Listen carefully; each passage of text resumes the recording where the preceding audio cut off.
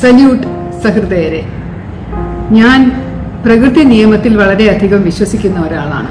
കാരണം പണ്ടൊക്കെ ഞാനും വിചാരിച്ചിട്ടുണ്ടായിരുന്നു തെറ്റ് ചെയ്യുന്നവരും അഴിമതി കാണിക്കുന്നവരും കുറ്റകൃത്യം ചെയ്യുന്നവരും ഒക്കെ ചില സമയമെങ്കിലും പോലീസിന്റെ പിടിയിൽ നിന്ന് രക്ഷപ്പെട്ടു പോകാറുണ്ട്. ചിലപ്പോൾ സ്വാധീനമുള്ളവരായിരിക്കാം, ചിലപ്പോൾ ഒരുപാട് കാശുള്ളവരായിരിക്കാം, അല്ലെങ്കിൽ ചിലപ്പോൾ തെളിവ് നശിപ്പിച്ച് കളയുന്നവരായിരിക്കാം. ഇപ്പൊ പോലീസിനോ കോടതിക്കോ അല്ലെങ്കിൽ നീതിന്യായ വ്യവസ്ഥയ്ക്കോ ഒന്നും ശിക്ഷിക്കാൻ പറ്റാത്ത രക്ഷപ്പെട്ടു പോകുന്നവർ വളരെ സുഖമായിട്ട് ജീവിക്കുന്നല്ലോ എന്ന് കാണുമ്പോൾ ന്യായവും നീതിയും തമ്മിൽ ഒരുപാട് വ്യത്യാസമുണ്ട് എന്നൊക്കെ തോന്നാറുണ്ട്. പക്ഷെ പിന്നീട് എനിക്ക് മനസ്സിലായി, ആർക്കും ശിക്ഷിക്കാൻ പറ്റിയില്ലെങ്കിലും പ്രകൃതി, നമ്മൾ ദൈവം എന്ന് പറയുന്നത് ശരിയാണോ എന്നറിയില്ല, പക്ഷെ പ്രകൃതി ന്യായം എന്ന് പറയുന്നത്, നാച്ചുറൽ ജസ്റ്റിസ് എന്ന് പറയുന്നതാണ് കുറച്ചും കൂടെ ശരിയെന്ന് തോന്നുന്നു. ഞാനൊരു ജില്ലാ SP ആയിട്ട് ജോലി നോക്കുന്ന സമയമായിരുന്നു. ഒരിക്കൽ ഞാൻ ഓഫീസിലിരിക്കുമ്പോൾ ഒരാൾ എന്നെ ഒരു ഫോണിൽ വിളിച്ചിട്ട് പറഞ്ഞു, മാഡം എൻ്റെ വീടിന്റെ തൊട്ടടുത്ത് വലിയ തോതിൽ ചാരായം പാറ്റി കുപ്പികളിലാക്കി വിൽക്കുന്നുണ്ട്, വലിയ ബിസിനസ്സാണ് നടക്കുന്നത്, ആളുകൾ ക്യൂ നിന്ന് വാങ്ങിച്ചുകൊണ്ട് പോകുന്നുണ്ട്. അപ്പൊ ആ സമയം ചാരായം നിരോധിച്ചിരിക്കുന്ന സമയമായിരുന്നു. അപ്പൊ അത് ചെയ്യുന്നത് തികച്ചും കുറ്റകരമാണ്, പോലീസ് പിടിക്കാറുണ്ട്, എക്സൈസ് പിടിക്കാറുണ്ട്. അപ്പൊ ഞാൻ പറഞ്ഞു, എക്സൈസിനോട് പറഞ്ഞില്ലേ, സ്റ്റേഷനിൽ വിളിച്ച് പറഞ്ഞില്ലേ ചോദിച്ചപ്പോൾ പറഞ്ഞു അവരെ ഒന്നും ഞങ്ങൾക്ക് വിശ്വാസമില്ല, നേരത്തെ പറഞ്ഞിട്ടുള്ളപ്പം അവരൊക്കെ അതൊക്കെ ഒതുക്കി തീർക്കുമായിരുന്നു, മാഡത്തിനോട് വിശ്വാസം ഉള്ളത് കൊണ്ടാണ് വിളിച്ചു പറയുന്നത് എന്ന് പറഞ്ഞു. അപ്പൊ ഞാൻ അധികം ട്രസ്റ്റ് ചെയ്തിരുന്ന, എല്ലാം നല്ല മിടുക്കനായിട്ട് ചെയ്തുകൊണ്ടിരുന്ന ഒരു DYSP ഞാൻ വിളിക്കുകയും അത് ഉടൻ തന്നെ സ്ഥലത്ത് പോയി അന്വേഷിച്ച് വേണ്ട നടപടി എടുക്കാൻ നിർദ്ദേശിക്കുകയും ചെയ്തു. പിന്നെ എന്തുകൊണ്ടോ ഞാൻ ആ തിരക്കിനിടയിൽ അതങ്ങ് വിട്ടുപോയി. 2-3 ദിവസം കഴിഞ്ഞിട്ട് വീണ്ടും ഒരു കോള് വന്നു. കോള് വന്നപ്പം അയാൾ പറഞ്ഞു, മാഡം ഞങ്ങളെ ചതിക്കുകയാണല്ലോ, ഞങ്ങൾ ഒരുപാട് വിശ്വസിച്ചാണ് വിളിച്ച് പറഞ്ഞത് മാഡത്തിനോട് ഇങ്ങനെ കള്ളവാറ്റ് നടക്കുന്ന കാര്യം.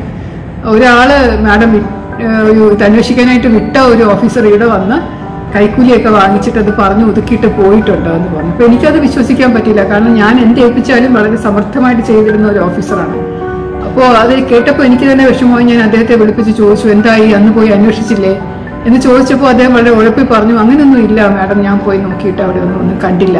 വേറെ സ്പെഷ്യൽ ബ്രാഞ്ചിൽ നിന്ന് ഒരു ഓഫീസറെ വിട്ട് അന്വേഷിപ്പിക്കുകയും അത് പിന്നെ 2-3 ഓഫീസേഴ്സിനെ ഒരുമിച്ചാണ് വിട്ടത്. അപ്പോൾ കൈക്കൂലിയുടെ പ്രശ്നമൊന്നും ഉദിക്കുന്നില്ലല്ലോ അവിടെ. അപ്പൊ അതിനൊരു പിന്നീട് അന്വേഷിച്ച് അത് ശരിയായിരുന്നു എന്ന് തെളിഞ്ഞ് കേസെടുത്ത് അതിന് നടപടി എടുക്കുകയും ചെയ്തിട്ടുണ്ട്.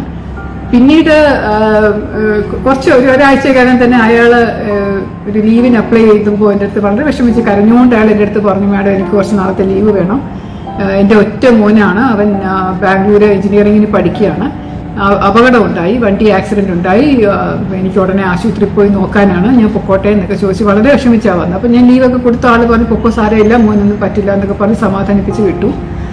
2 ആഴ്ച കഴിഞ്ഞ് അയാൾ തിരിച്ചു വന്നിട്ട് ഇപ്പൊ ഓഫീസർ എന്നോട് വന്ന് പറഞ്ഞു, മാഡം എന്നോട് ക്ഷമിക്കണം, എനിക്കൊരു തെറ്റ് പറ്റിപ്പോയി, അന്ന് മാഡം എന്നെ വിശ്വസിച്ചേൽപ്പിച്ചിരുന്ന കാര്യം അവിടെ ശരിക്കും ഉണ്ടായിരുന്നു, കള്ളച്ചാരായം വാറ്റുന്നുണ്ടായിരുന്നു, ഞാനത് പിടിക്കാൻ പോയിട്ട് എനിക്ക് അന്ന് ഒരുപാട് സാമ്പത്തികമായിട്ടുള്ള ബുദ്ധിമുട്ടുകൾ ഉണ്ടായിരുന്നത് കൊണ്ട് അയാൾ എനിക്ക് 25,000 രൂപ തന്നതുകൊണ്ട് ഞാനത് വാങ്ങിച്ചോണ്ട് ശരി ആരും അറിയാതെ ഒതുക്കി പതുക്കെ ചെയ്താൽ മതി, ഇനിയിപ്പം കുറച്ച് നാളത്തേക്ക് കഴിഞ്ഞിട്ടൊക്കെ ചെയ്താൽ മതി എന്നൊക്കെ പറഞ്ഞ് ഞാനത് വളരെ ഒതുക്കി തീർത്തിട്ടാണ് വന്നത്. പക്ഷെ അതിന്റെ പ്രതിഫലം എന്നുള്ള പോലെ എനിക്ക് എൻ്റെ വലിയൊരു ഇത് കിട്ടി. എൻ്റെ മോൻ അപ്പം തന്നെ ആക്സിഡന്റ് ആവുകയും ഞാൻ വാങ്ങിച്ച കാശിന്റെ, അയാളുടെ കയ്യിൽ നിന്ന് വാങ്ങിച്ച കാശിന്റെ ഏകദേശം 3 ഇരട്ടിയിലധികം എനിക്ക് ആശുപത്രിയിൽ അവന്റെ ചികിത്സയ്ക്ക് വേണ്ടി ചെലവാവുകയും ചെയ്തു. കൂടാതെ മനോവിഷമവും വളരെയധികം വിഷമവും എനിക്ക് വന്നു. അപ്പൊ അതുകൊണ്ട് എനിക്ക് മാഡം ക്ഷമിക്കണം എന്ന് പറഞ്ഞു കഴിഞ്ഞാൽ എൻ്റെ മോൻ ഇനിയും പൂർണ്ണ ആരോഗ്യത്തോടു കൂടി തിരിച്ചു വരുന്നു എന്ന് എൻ്റെ മനസ്സ് പറയുള്ളൂ. പറഞ്ഞത് കേട്ടപ്പോൾ എനിക്ക് വലിയ വിഷമമായി. അപ്പൊ ഞാൻ പറഞ്ഞു, ശരിയാണ്, നിങ്ങൾ ചെയ്ത തെറ്റ് തന്നെയാണ്, അത് പൈസ ഒന്നും വാങ്ങാൻ പാടില്ലായിരുന്നു, അങ്ങനെ ചെയ്യാൻ പാടില്ലായിരുന്നു, പക്ഷേ ഞാൻ ഒരിക്കലും ശപിച്ചിട്ടൊന്നുമില്ല, നിങ്ങളുടെ മോന് എന്തെങ്കിലും അസുഖം എന്നുള്ള പ്രതീക്ഷിച്ചിട്ടുമില്ല, അതുകൊണ്ട് വിഷമിക്കണം, മേലത് ചെയ്യാതിരുന്നാൽ മതി എന്ന് ഞാൻ പറഞ്ഞ് ആശ്വസിപ്പിച്ച ഒരു സംഭവം ഓർമ്മ വരുന്നുണ്ട്. വേറൊരു അതുപോലെ എനിക്ക് വളരെ പ്രിയപ്പെട്ടിരുന്ന ഒരു ഡ്രൈവറായിരുന്നു, ഞങ്ങളുടെ കൂടെ കുറെ നാൾ ജോലി ചെയ്തിരുന്നതാണ്. എൻ്റെ വീട്ടുകാർക്കും പ്രിയപ്പെട്ടതായിരുന്നു. എവിടെ പോയാലും ആ ഡ്രൈവർ ഞങ്ങളുടെ കൂടെ വരുമായിരുന്നു. ആളുടെ വളരെ നല്ല സ്വഭാവമായിരുന്നു. പക്ഷെ ആകപ്പാടെ ഉള്ളൊരു കുഴപ്പമെന്ന് പറഞ്ഞാൽ ഓവർ സ്പീഡായിരുന്നു. ഓവർ സ്പീഡ് മാത്രമല്ല, ശകലം റാഷ്നെസ് ഉണ്ടായിരുന്നു. ഓടിക്കാൻ തുടങ്ങിക്കഴിഞ്ഞാൽ അങ്ങ് ലഗാനും ഇല്ലാതെ റോഡിൽ കൂടെ പോകുന്ന മൃഗങ്ങളെയൊക്കെ ഇടിച്ചിട്ടൊക്കെ പോകുമായിരുന്നു. അപ്പൊ ഞാൻ പലപ്പോഴും പറയാറുണ്ട്, മനുഷ്യന്മാരെ ഒന്ന് തട്ടിക്കഴിഞ്ഞാൽ ചോദിക്കാനും പറയാനും ഒരുപാട് പേരുണ്ടാവും, പക്ഷെ മിണ്ടാപ്രാണികളെ ഉപദ്രവിച്ചിട്ട് പോയി കഴിഞ്ഞാൽ ആരും തിരിഞ്ഞു നോക്കാൻ, രക്ഷിക്കാനോ ആശുപത്രി കൊണ്ടുപോയോ ചികിത്സിക്കാനോ ഉണ്ടാവില്ല. അതുകൊണ്ട് പട്ടിയും പൂച്ചകളെ ഒന്നും അടിച്ചിടരുതേ എന്ന് ഞാൻ പല ഡ്രൈവർമാരോടും പറയാറുള്ളതാണ്. പക്ഷെ സ്പീഡ് ആ ഒരു സമയത്ത് എനിക്ക് സ്പീഡും ഒക്കെ ഇഷ്ടമായിരുന്നു. കാരണം റോഡിൽ സമയം മെനക്കെടുത്തുന്ന വലിയ ഇഷ്ടമല്ല. അപ്പൊ വേഗം പോവാം എന്ന് ഞാൻ പറഞ്ഞിട്ടുണ്ടാവും.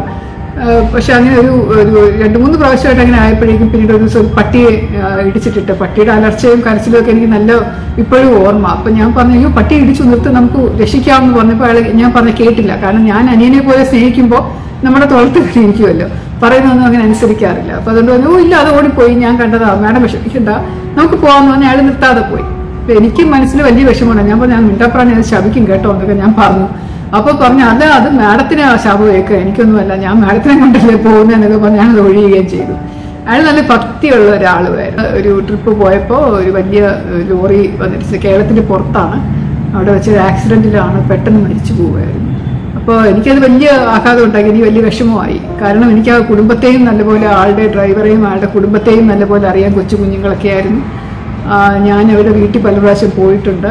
അപ്പം ആ സമയത്ത് ഞാൻ പോയപ്പോൾ എനിക്ക് മനസ്സിൽ വിങ്ങുന്ന വിഷമത്തിനിടയിലും ഞാൻ ചേടാ, ഞാനൊരു തെറ്റ് ചെയ്തല്ലോ, ഞാൻ പറഞ്ഞു പോയല്ലോ, ഈ ശാപം ഏക്കൊന്ന് പറഞ്ഞു പോയല്ലോ എന്നുള്ളൊരു വിഷമം എനിക്ക് കുറേ നാളുണ്ടായുള്ളൂ. പക്ഷെ എനിക്ക് പറയാനുള്ളത് ഇതാണ്, നമ്മൾ ഈ ജന്മത്ത് നമ്മുടെ ഈ ലൈഫിൽ തെറ്റ് ചെയ്യുമ്പോൾ അതിനുള്ള ശിക്ഷ പോലീസിന്റെ കേസായിട്ട് ഒരു ശിക്ഷ കിട്ടി പോകുന്നത് തന്നെയാണ് നല്ലത്, അതിലങ്ങ് നിൽക്കുമല്ലോ. പക്ഷെ പോലീസിനും കോടതിക്കും അല്ലെങ്കിൽ വേറെ ആർക്കും പിടിക്കാൻ പറ്റാത്ത ഒരു വിധത്തിൽ ആ കുറ്റം ചെയ്തിട്ട് അത് മറച്ചു വെക്കാൻ ശ്രമിക്കുകയാണെങ്കിൽ പ്രകൃതി തരുന്ന അടി ഭയങ്കരമായിരിക്കും, കുറച്ചും കൂടെ വലിയ ശിക്ഷയായിരിക്കും ചിലപ്പോൾ നമുക്ക് കിട്ടുക. അങ്ങനെ പല പ്രാവശ്യം കണ്ടിട്ടുണ്ട് ഞാൻ.